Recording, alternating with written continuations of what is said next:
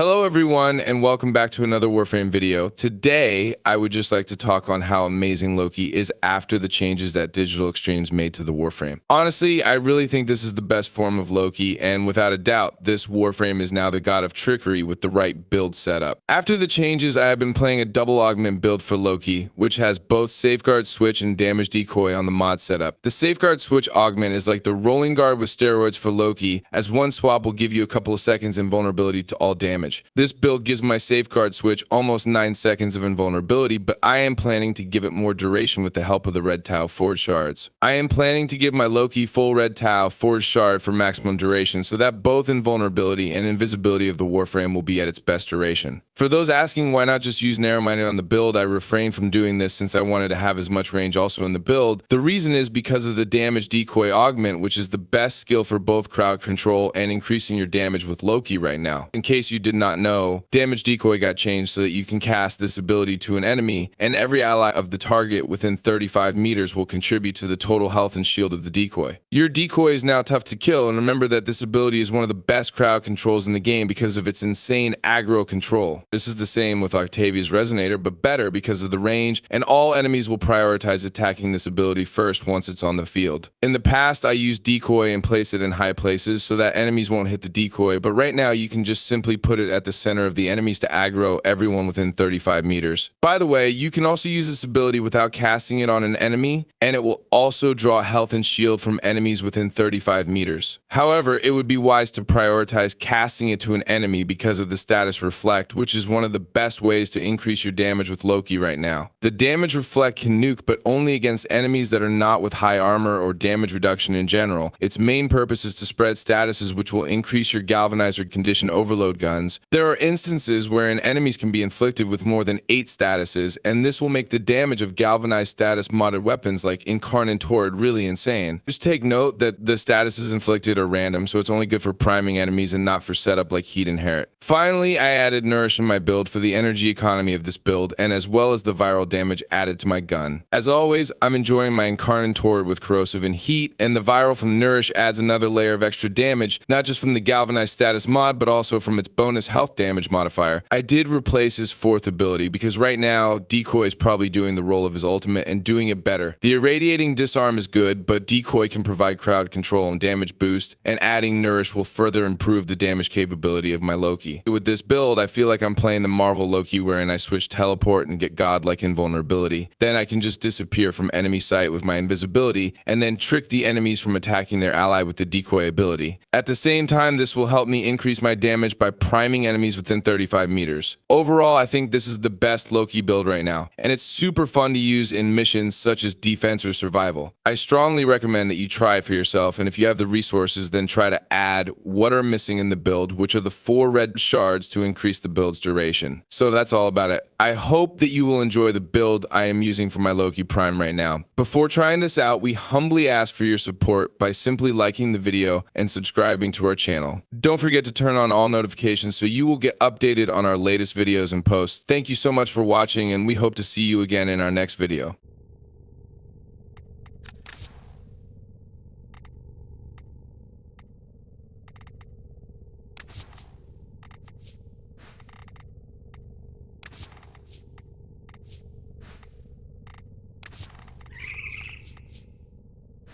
A look that makes a statement. And that statement is... I fear no one.